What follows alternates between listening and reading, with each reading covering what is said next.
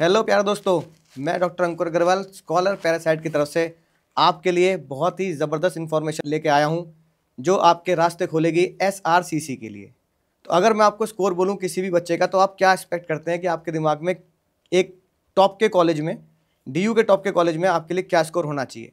तो 12th की journey में अगर मैं बोलूँ 99, 99, 99, तो ये भी सच है। और अगर मैं बोलूँ एसआरसीसी में पहुँचने के लिए, तो उस बच्चे का स्कोर है 200, 200, 200, यानी कि तीनों डोमेन में 100 आउट ऑफ 100 परसेंटाइल है। तो दोस्तों हमारे साथ है काशवी, जो अब आपको बताने वाली हैं कि वो किस तरीके से एसआरसीसी में एंटर किया। Kashvi. Hi, I am Kasvi and I am currently in SRCC pursuing BCom honors and my CUET score was 782 out of 800 and अगर डोमेन की बात करूँ तो it was 200 out of 200 in accounts eco and BST. तीनों में 200।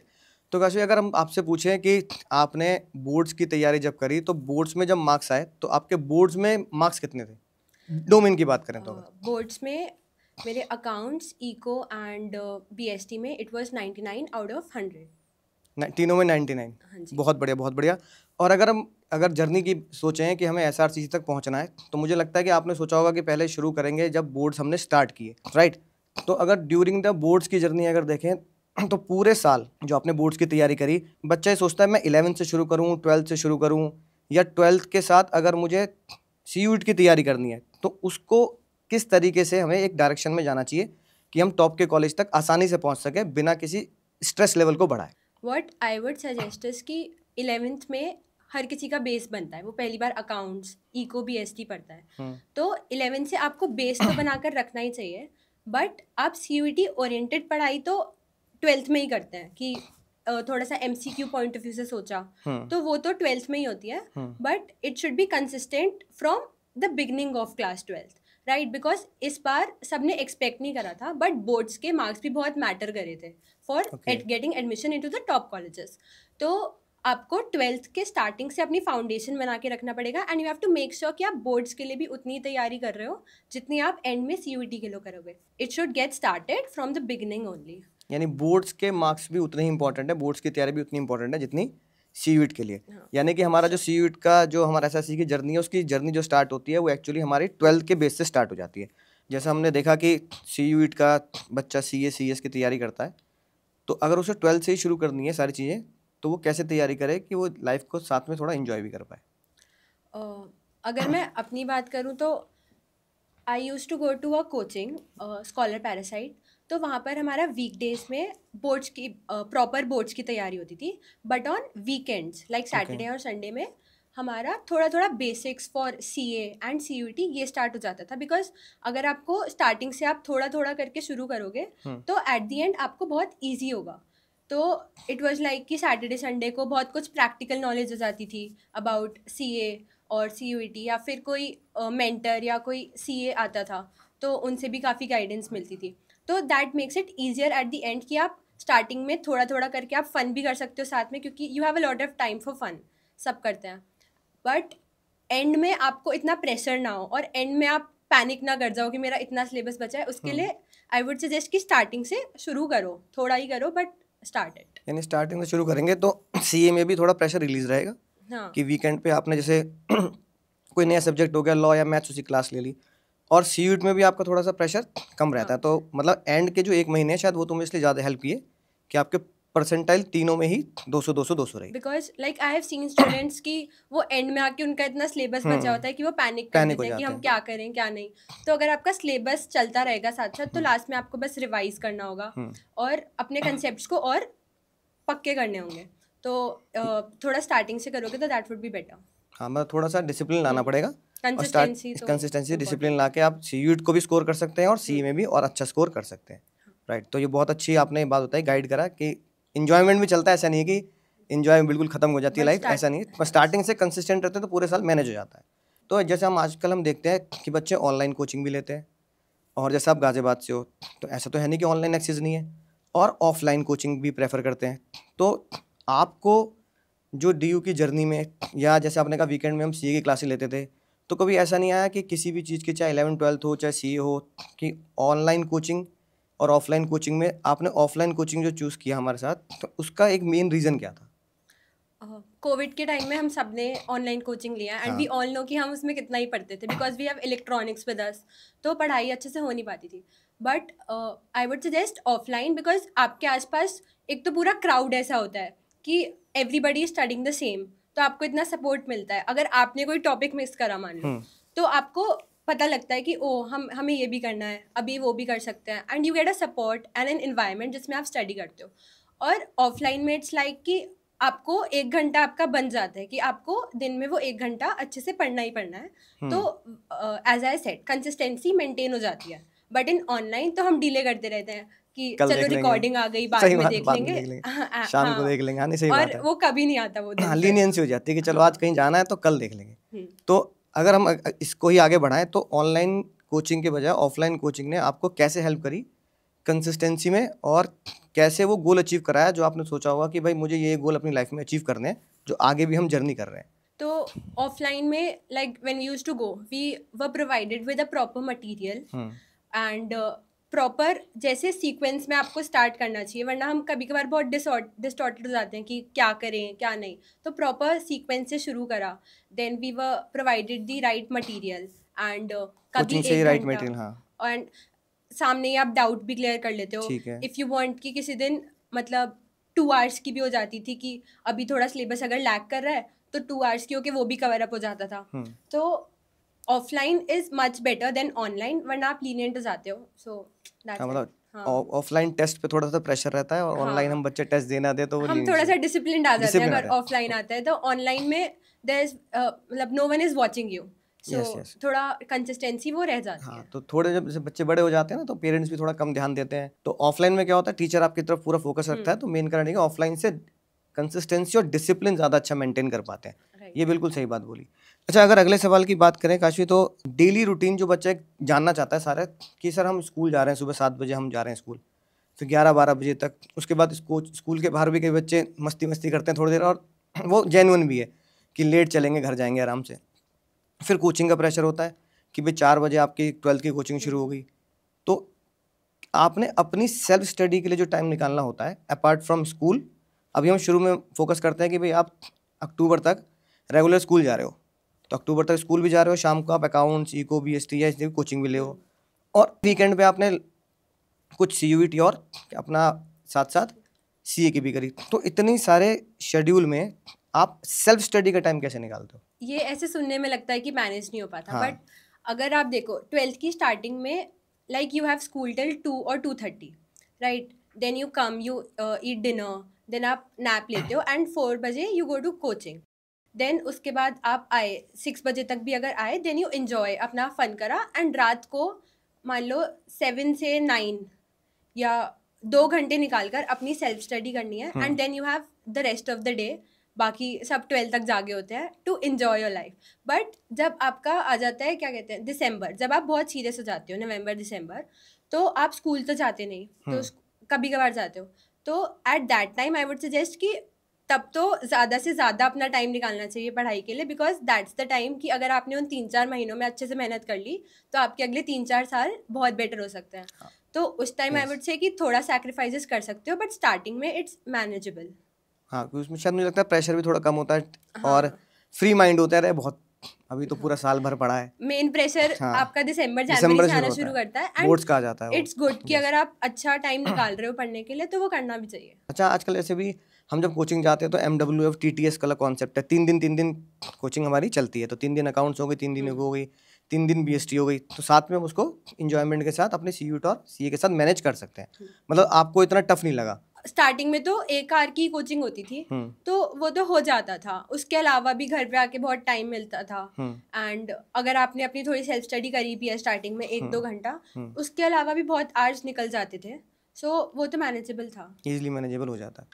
तो अब अगले उसकी बात करते हैं, पढ़ाई की हम बात करते हैं काशवी. तो पढ़ाई के टाइम पे हमारी सबसे इंपॉर्टेंट चीज़ अपना डिसिप्लिन तो हो गया. आपने उसको बहुत अच्छे से मैनेज भी किया, जो आपने अपना शेड्यूल बनाया कि भाई मुझे ये अचीव करना है तो मुझे ये करना पड़ेगा, लीनियंसी नहीं करनी, है ना. फिर अगला स्टेप जो आता है वो आता है कि हमें उस तक पहुंचने के लिए एक कंटेंट चाहिए, यानी कि एक स्टडी मटेरियल चाहिए. और जैसे मैं पढ़ाता भी हूँ तो मेरा खुद का मानना ये है कि अपार्ट फ्रॉम कि you are go through 5 study material and 5 teacher, तो मेरा मानना ये है कि एक टीचर के साथ उसके स्टडी मटेरियल के साथ जुड़े रहें और उसकी गाइडेंस के साथ रहें तो मुझे ज़्यादा बेटर लगता है एज अ टीचर। लेकिन एज अ स्टूडेंट आपको क्या लगता है कि जैसे मैंने कोई भी सब्जेक्ट पढ़ा, अकाउंट्स को BST पढ़ा या फाउंडेशन के लिए साथ साथ लॉ की तैयारी कर रहे हैं, तो जिससे भी आप पढ़ रहे हो तो आप क्या प्रेफर करते हो कि 2-3 बुक्स ले लें और फिर देख लें क्या हो रहा है, या मॉड्यूल भी ले लें? मतलब किस तरीके से आप स्टडी मटेरियल, और कैसे कोचिंग का स्टडी मटेरियल आपको हेल्प किया apart from other than YouTube lectures या और स्टडी मटेरियल जो इधर उधर हम अपने ग्रुप में भेज देते हैं ना स्टूडेंट लोग, ये भाई ये PDF आई है उन सर की, ये ले PDF आई है MCQ की, तो आपको क्या बेटर लगता है? वन थिंग इज कि पहले तो आपको ज़्यादा स्टडी मटेरियल पे नहीं जाना चाहिए कि 4 बुक्स ले ली, 5 बुक्स ले ली, तो खुद ही कंफ्यूज हो जाते हो. You should stick to one material plus your NCERT. And that one material that I got was from my coaching only, scholar parasite. And Atul sir, he was my teacher in accounts and eco. And one thing I can say for sure is that you can trust him for all the material, for all the teaching and guidance apart from the studies as well that he gives to us. So material तो मेरा वहीं से होता था.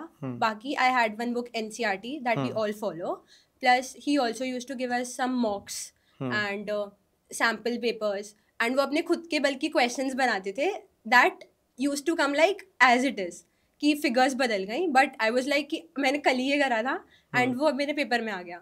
तो ये तो बहुत बार हुआ है. So that was one material that I trusted the most. तो मतलब ये कि हाँ, ये अतुल सर के बारे में तो बहुत फेमस है कि वो क्वेश्चन टिक करते हैं, क्वेश्चन बताते हैं. तो कई लोगों का लकी चार्म होता है ना ऐसे कि वो क्वेश्चन बोर्ड्स में या CA में आ जाते हैं. तो बहुत सारे बच्चों के आए भी हैं कि बोर्ड्स में वो क्वेश्चन या CA में वो क्वेश्चन आ जाते हैं. तो यानी कि कोचिंग में जो आपको स्टडी मटेरियल मिल रहा है वो बेस्ट मिल रहा है, और NCERT के साथ हम उसको कंबाइन करें तो वो काम हो जाएगा. और जो सर हैं वो आपको अपने पर्सनल कुछ क्वेश्चन खुद ही क्लास में ड्राफ्ट कर देते हैं, जिससे हमें हेल्प हो जाती है. और इसी के दौरान जब हम जर्नी कर रहे होते हैं अपनी SRCC की या CA की, तो उस जर्नी में कई बार हमने देखा बच्चा ना पैनिक हो जाता है, और कभी कभार सेल्फ डाउट आता है कि मैं कर पाऊंगा नहीं कर पाऊंगा. जैसे भाई शुरू में जोश हुआ आपके साथ, 2-4 दोस्त जुड़े कि यार हम SRCC का भी ख्वाब रखते हैं, हम साथ में थोड़ा CA का भी ख्वाब रखते हैं, और बोर्ड्स हम करते ही करते हैं. तो कई बार एंड के टाइम पे आते आते जैसे हम भी ऑब्जर्व करते हैं, तो एक तो बच्चा कभी कभार सेल्फ डाउट करता है कि शायद मैं अच्छे कॉलेज में ना जा पाऊँ, और छोटे कॉलेज में जाने का मेरा मन नहीं है. या फिर मैं सेकंड डाउट में आता हूँ कि यार अब मेरे को अगर CUT नहीं निकल रहा तो CA तो बहुत टफ हो जाएगा, तो मैं निकालूंगा. और वो बच्चा सेल्फ डाउट में इतना ड्रेन हो जाता है कि उसे अपने बोर्ड्स की परफॉर्मेंस पे भी थोड़ा शक होने लगता है. तो आपको क्या लगता है कि उसको कैसे ओवरकम किया जाए और सेल्फ डाउट को उससे कैसे निकला जाए? हर एक बच्चे को सेल्फ डाउट आता है, आप तुम्हें भी आया 11th-12th के टाइम भी. श्योर बिल्कुल आया था. एंड जो भी अभी मेरे फ्रेंड्स हैं कॉलेज में, आई थिंक हर किसी को एक टाइम पे लगता था कि हमें तो नहीं मिलेगा ये कॉलेज, क्योंकि आपके कभी कभार हाफ ईयरली में ऐसे नंबर आ जाते हैं कि आपको देख के लगता है मेरे यहीं नहीं आ रहे तो मेरे CUT में क्या आएंगे. या फिर प्री बोर्ड्स कभी कभार इतने टफ बना देता था स्कूल कि आपका कहीं रह गया तो आपको लगता था कि SRCC प्री तो बोर्ड में तो कैसे वैसे भी होगा. नंबर बहुत कम ही देते हैं ना, फेल ही करते हैं बच्चों को कि मतलब हाँ, वो तो पता प्री बोर्ड का तो मुझे पता है ऐसा होता है. तो आपको कैसे, आपने कैसे सेल्फ डाउट को अपने ओवरकम किया? कुछ नहीं था, बस लाइक वही कंसिस्टेंटली पढ़ना, कॉन्सेप्ट्स को बार बार रिवाइज करो, एंड इतना मत सोचो कि क्या होगा. CUET में आई वुड स्टिल से थोड़ा ईजियर होता है एंड कर लेते हैं, आप कर लोगे अगर आपने कॉन्सेप्ट्स अच्छे से कर रखे हैं, प्लस आपका रिविजन है और आपने मॉक्स करे हैं. तो it is not that hard as you are thinking right now कि आप नहीं कर पाओगे. जो बच्चा अभी टॉप कॉलेजेस में है उन सबको सेल्फ डाउट था कि वो उस कॉलेज में नहीं होंगे, बट वो हैं तो सभी कर सकते हैं. हाँ, उन सबको ही डाउट होता है कि हम यहाँ तक पहुँचेंगे नहीं पहुँचेंगे. अच्छा, CUT का आपने CUT का एग्ज़ाम दे दिया, एग्ज़ाम देने के बाद रिजल्ट जो आता है उसमें टाइम होता है. उस टाइम के दौरान एक तो मेरे को ये जानना है उस टाइम के दौरान क्या करा जाता है, मतलब तुमने क्या किया और क्या करना चाहिए. दूसरा, जब रिज़ल्ट आ गया तो रिज़ल्ट आने के बाद ये कैसे पता लगा कि मेरा इस कॉलेज में हो जाएगा या मुझे कॉन्फिडेंस है कि मुझे हो जाएगा. तो रिज़ल्ट आने के बाद तक और उसके बाद के कॉलेज के सिलेक्शन के प्रोसेस तक क्या एक माइंडसेट रहता है, और आपने SRCC को चूज़ किया तो किस माइंडसेट से किया और किस तरीके से उस जर्नी को, उन शायद 1.5-2 महीने लगता है रिजल्ट आने में? हाँ, उससे ज़्यादा ही. उससे ज़्यादा लग जाता है. तो उस दौरान क्या किया और रिजल्ट आया तो तब एक्साइटमेंट के साथ, है ना, मतलब केक वेक काटा, घर में तूफान मच गया, तो उस एक्साइटमेंट को कैसे होल्ड किया कि मैं SRCC में मेरा हो जाएगा? वो एक बहुत ही क्रूशल सवाल रहता है, क्या करें उस जर्नी को? हाँ, रिजल्ट के पास जब आप अप्रोच करते हो तो यू आर वेरी नर्वस कि होगा या नहीं होगा, बट अब तो कोई फ़ायदा नहीं है. When you have given the paper then you should focus on something else. Like मैं तो सीए कर रही थी, तो I started studying for CA. ठीक है। But like some of my friends they said कि उन्होंने 2 महीने पूरे वेस्ट करे. इट्स गुड कि मतलब चिल करा, इतनी मेहनत करी तो उसके बाद कुछ टाइम चिल करा. बट आई वुड सजेस्ट कि जब आप कॉलेज में जाते हो तो यू गेट टू नो कि बहुत सारी स्किल्स या बहुत सारी अलग अलग चीज़ें लोग करके भी आए हुए होते हैं, and you have to begin it from that. तो मेरे को लगता है कि अगर मैं कुछ और स्किल्स पर उन 2 महीनों में काम कर लेती तो मेरा अब कॉलेज में वो टाइम बच जाता. जैसे लोग एक्सेल या अलग अलग जो चीज़ें पहले सीख के आए होते सीख हैं। के आए होते हैं, तो आप उन 2 महीने में कोई एक अच्छी स्किल अच्छे से सीख सकते हो, apart from of course having chill and fun. तो हाँ, स्किल्स में मतलब और बच्चे क्या उसको प्रेफर करते हैं? एक्सेल सीख लिया। एक्सेल सीख लिया, एंड देन बहुत बेसिक कोडिंग सीख ली, ओके। एंड हाँ। कम्युनिकेशन पे, सॉफ्ट स्किल्स पे काम सॉफ्ट करना. स्किल्स। थोड़ा कॉर्पोरेट कम्युनिकेशन होती है, वो सीखना कि लोग कैसे करते हैं, तो बहुत हेल्प करता है आगे कॉलेज में अपॉर्चुनिटीज़ या सोसाइटीज़ में जाने के लिए. तो वो मांगते भी हैं एक्चुअली. कोई क्रिएटिव स्किल पे कर दिया, कोई टेक्निकल कैनवा वगैरह. तो यानी कि ये बहुत इंपॉर्टेंट चीज़ है, मतलब कॉलेज की वाइब को मैच करने के लिए दोस्तों आपको ये ध्यान रखना है कि सीयूट का पेपर देने के बाद या तो आप सीए के लिए बहुत फोकस्ड है, तो फिर तो सीए की तैयारी करनी करनी है जिस भी कोचिंग से आप कर रहे हैं. और अगर सीए के साथ साथ आपको लगता है टॉप कॉलेज भी हमें जाना है, तो अपार्ट फ्रॉम सीए कोचिंग आपको क्या करना पड़ेगा, जैसे कि काशी ने बताया, कोई भी स्किल्स आपको इन 2 महीने में डेवलप करनी है. एक्सेल सीखें, कैनवा सीखें, यानी कि कोडिंग सीखें, डिज़ाइनिंग सीखें. और मुझे लगता है सबसे ज़्यादा कि कॉलेज की वाइब को मैच करने के लिए कम्युनिकेशन बहुत इंपॉर्टेंट है ना. कि वहाँ पहले से ही लोग इतने हाई फाई स्किल्स के साथ आए हुए हैं, हाई फाई कम्युनिकेशन के साथ आए हुए हैं कि वो पूरा का ऐसा चीज़ तक पहुँच भी गए. और स्किल्स भी खुद को लगता है, जैसे काशी ने बोला, खुद को लगता है कि यार वो हमसे पहले से ज़्यादा सीख के आए हुए हैं. तो आपको पहले से तैयार रखना है कि आप यहाँ हैं तो आप सोचिए कि आपको इस लेवल तक पहुँचना है. तो इस लेवल की तैयारी उन 2 महीने में करनी है जब आपको पता है कि आपका रिजल्ट आएगा और आप वहाँ तक पहुँचेंगे. तो काशी जिस दिन रिजल्ट आया उस दिन आपने देख लिया 200, भाई एक देख लिया 99 99 99, तो सेकंड टर्म में हम एक्सपेक्ट करते हैं कि चलो वहाँ भी 99 99 99 तक की कोशिश कर लेंगे.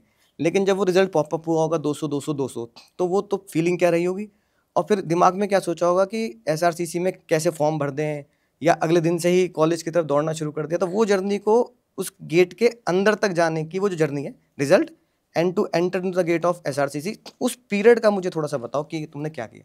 जिस दिन रिजल्ट आया था तो ऑफ कोर्स था कि हो सकता है थोड़े से नंबर रह जाएं एंड कोई और कॉलेज हो जाए. But I was in my family, I saw the result and we are all very happy. फिर ऐसी फ्रेंड्स के कॉल आए कि किस में तेरा हुआ. कितना आया? अरे हाँ, ये तो होता ही है. अरे एंड यार मेरा इतना नहीं आया, तूने तो कमाल कर दिया. फिर वही हाँ. कि पार्टी दो, हाँ बस पार्टी तो यही सही होता. बात है, आज ही चाहिए. हाँ. Then we cut cake. हाँ. फिर उसके बाद वही, फिर तो मेल्स आने लगे कि वेरिफिकेशन प्रोसेस करो, अच्छा, आगे ओके. करो. तो जितनी देर में चीज़ें सोक इन होती हैं, आप हाँ. उस वेरिफिकेशन प्रोसेस और उस टेक्निकल काम में हो जाते हो. देन जिस दिन रिजल्ट आया था उसके 13 डेज बाद ही हमारा कॉलेज भी स्टार्ट हो गया था. ओके.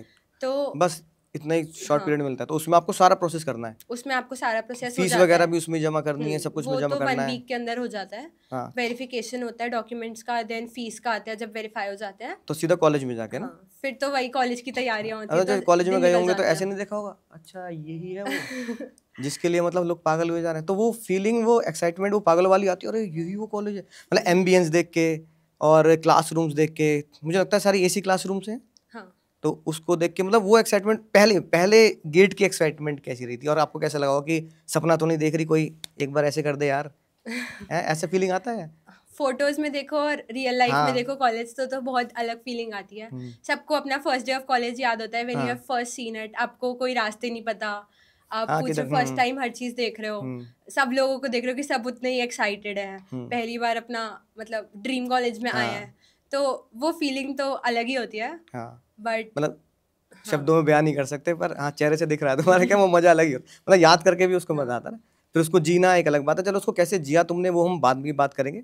तो फाइनली हमें ये पता लग गया दोस्तों कि 11th से नहीं सही तो 12th से आपको तो तैयारी शुरू कर देनी है. जैसे काशी ने बोला, हमें आपको सीए की तैयारी करनी है तो वीकेंड में हो सकती है, सीयूट की भी वीकेंड में साथ साथ चल सकती है तैयारी.